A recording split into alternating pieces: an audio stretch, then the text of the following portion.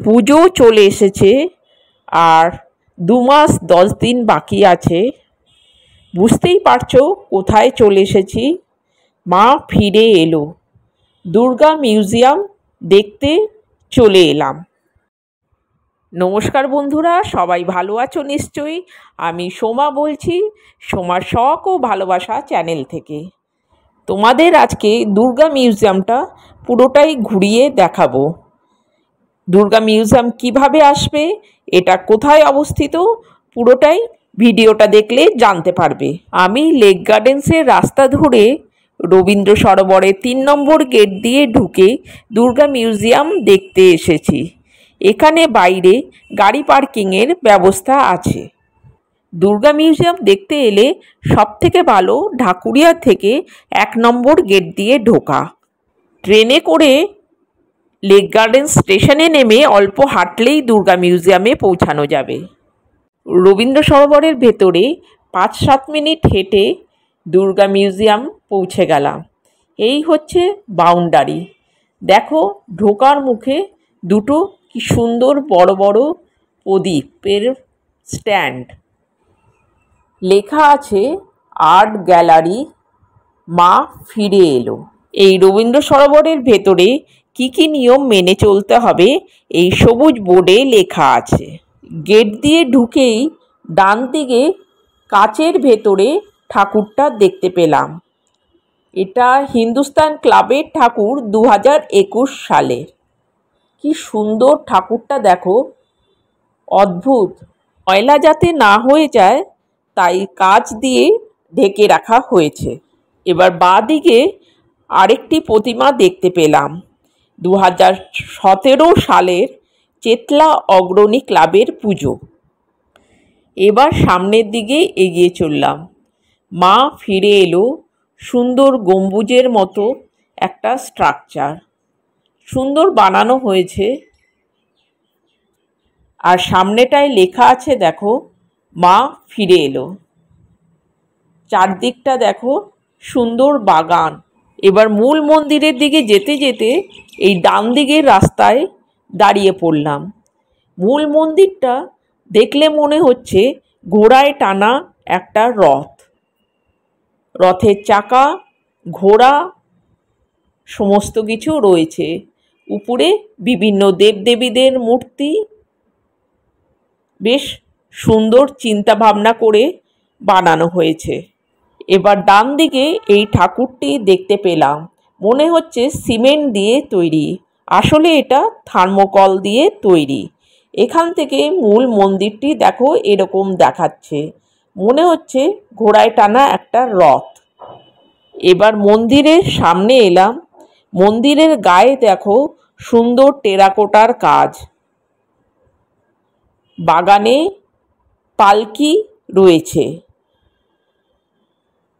4টে মানুষ কাঁধে পালকি নিয়ে চলেছে। এবার মণ্ডপের ভেতরটা দেখাবো। এখানে বিভিন্ন দুর্গা প্রতিমা বিভিন্ন সালের বিভিন্ন মণ্ডপ থেকে এনে এখানে রাখা হয়েছে। বাইরটা দেখো, পুরোটা তোমাদের দেখাচ্ছি। মণ্ডপটা টেরাকোটার পুরো কাজ করা। এবার ভেতরে দেখো, প্রথমেই আলিপুর 78 পল্লী 2019-এর ঠাকুর। কি সুন্দর ঠাকুরটা দেখো। এবার পুরো ভেতরটা দেখো, পরপর দুর্গা প্রতিমা এভাবে রাখা রয়েছে। কি অদ্ভুত লাগছে, একটা মায়াবী আলোর মধ্যে দুর্গা প্রতিমাগুলো রয়েছে।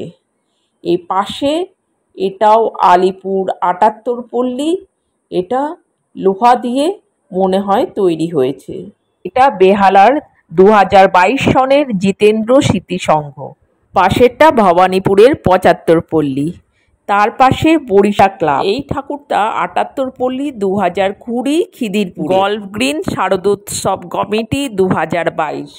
2021 বরানগর ঠাকুর। এটা জানবাজার সম্মিলিত কালী পূজা সমিতি। ঠাকুরগুলোর মুখ এবং সম্পূর্ণ অবয়ব আলো আঁধারির জন্য আমার ক্যামেরা ভালোভাবে আসছে না। আমি যতটা সম্ভব দেখাবার চেষ্টা করছি। বিভিন্ন জায়গা থেকে বিভিন্ন সময়ের সুন্দর সুন্দর ঠাকুর এখানে এনে পরপর রাখা আছে। খুব সুন্দর এই জায়গাটা, এই মিউজিয়াম সত্যি খুব সুন্দর। বন্ধুরা, তোমরা যারা কলকাতায় থাকো কিংবা কলকাতায় বেড়াতে এলে এই দুর্গা মিউজিয়ামটি অবশ্যই দেখে যেও। আর এখানে এলে এই লেকের পাশে সবারই বসতে ইচ্ছে করবে। পরিবার বা বন্ধুদের সঙ্গে এসে এখানে ঘন্টার পর ঘন্টা গল্প করা যায়, আড্ডা মারা যায়।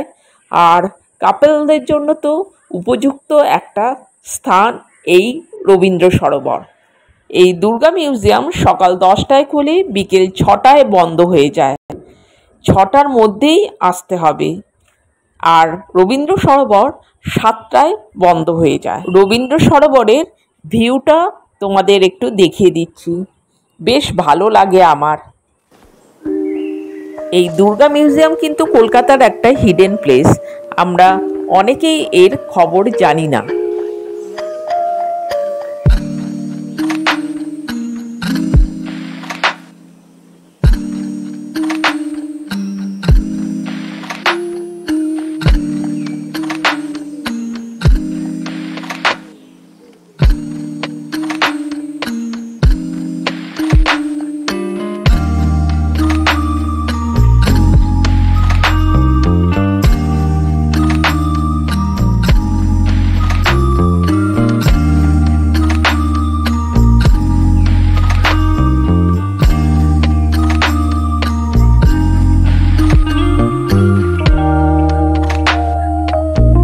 রবীন্দ্র সরোবরে অনেককেই দেখলাম ইভিনিং ওয়াক করছে।